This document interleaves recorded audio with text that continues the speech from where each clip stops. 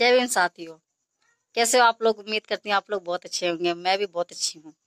साथियों, आप लोग प्लीज़ मेरी वीडियो को ज़्यादा से ज़्यादा शेयर कीजिएगा और अच्छी लगे तो कमेंट में ज़रूर बताना। मैं बाबा साहब जी को दिल से नमन करती हूँ कि उन्होंने हमारे समाज को हमारे समाज के लिए इतने संघर्ष किए। उन्होंने महिलाओं को पुरुषों के बराबरी पर अधिकार दिए। मुझे ऐसा लगता है कि शायद ऐसा कोई भी नहीं कर सकता। आज के टाइम पे कोई ऐसा मसीहा जन्मा ही नहीं है जो हमारे भीमराव अंबेडकर जी के टक्कर का हो, क्योंकि जो बाबा साहब जी ने किया है हमारे लिए, हमारे समाज के लोगों के लिए, वो शायद ऐसा कोई नहीं करेगा।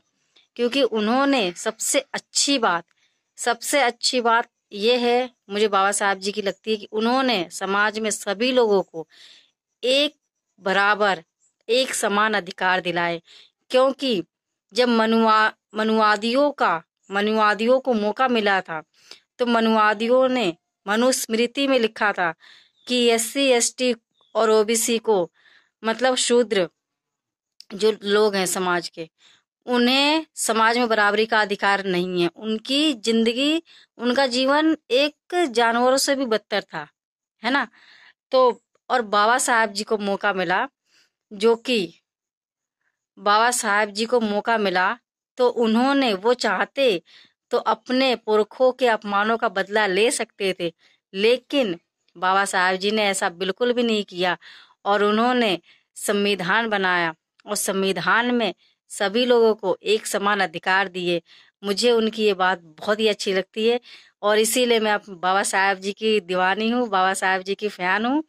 तो आप लोगों से भी मैं यही कहना चाहती हूँ कि प्लीज़ आप लोग बाबा साहब जी के बारे में ज़्यादा से ज़्यादा जानिए और ज़्यादा से ज़्यादा अपने बच्चों को भी बताइए, क्योंकि हमारी आने वाली पीढ़ी को पता होना चाहिए बाबा साहब जी के संघर्ष की कहानी, और उन्हें पता होना चाहिए कि आज हमारे पास जो कुछ भी है वो सिर्फ और सिर्फ बाबा साहब जी की देन है। तो प्लीज़ आप लोग अपने बच्चों को भी बताइए बाबा साहब जी के बारे में और लोगों को भी बताइए, ज़्यादा से ज़्यादा लोगों को भी बताइए, क्योंकि जो डॉक्टर भीमराव अंबेडकर जी का संघर्ष है, उनकी कहानी है, उनका बलिदान है, सभी लोगों को पता होना चाहिए। इसी के साथ कहना है कि सोचिए, अगर आप लोग सोचिए प्लीज़ इस बात को कि अगर बाबा साहब जी ना होते तो हमारे समाज के लोगों का क्या होता। क्योंकि मैंने पढ़ा है और मैंने पढ़ा है, ठीक है, और वीडियो में देखा है कि जो हमारे पहले के लोग थे, उनकी उनका जीवन एक जानवरों से बदतर जीवन था उनका। क्योंकि झूठन से भूख पेट की पड़ती थी मिटानी, झूठन से भूख पेट की पड़ती थी मिटानी, पशुओं के तालाब से मिलता नहीं पानी, पशुओं के तालाब से मिलता नहीं पानी।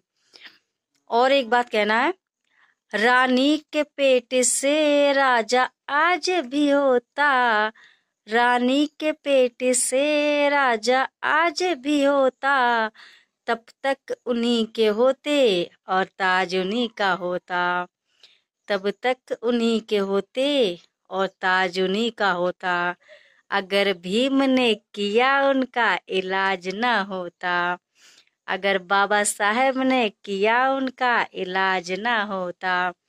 सही बता रही हूँ मैं आप लोगों को, क्योंकि मैंने सुना है कि पहले रानी के पेट से ही राजा पैदा होते थे। क्योंकि ऐसा क्यों?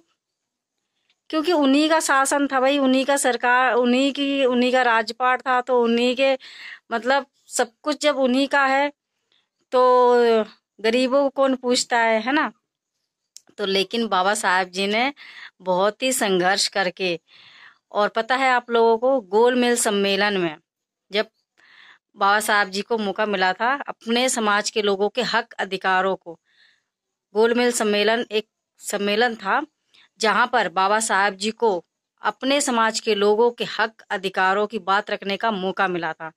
वहां पर बाबा साहब जी ने पहली बार अपने समाज के लोगों के हक अधिकारों की बात रखी थी और वहीं से शुरू हुई थी हमारे समाज की संघर्षों की कहानी। बाबा साहब जी ने शुरू की थी।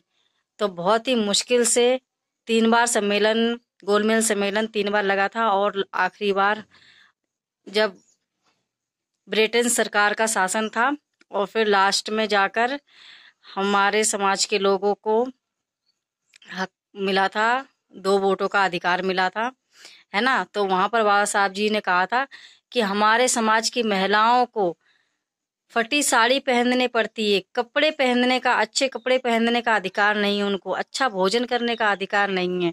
सोचिए कौन कहता है आज के जमाने में किसी के बारे में। हमारे डॉक्टर भीमराव अंबेडकर जी थे, उन्हें अपने बच्चों की फिक्र नहीं थी, अपने परिवार को फिक्र नहीं थी, उन्हें समाज की फिक्र थी, क्योंकि उनके नजरिए में समाज के लोग, उनके परिवार, उनके बच्चे जैसे थे, है ना। अगर वो चाहते, बाबा साहब जी चाहते तो उनके पास 32 डिग्रियां थी और वो अपने बच्चों का, अपने परिवार का पालन पोषण अच्छे से कर पाते।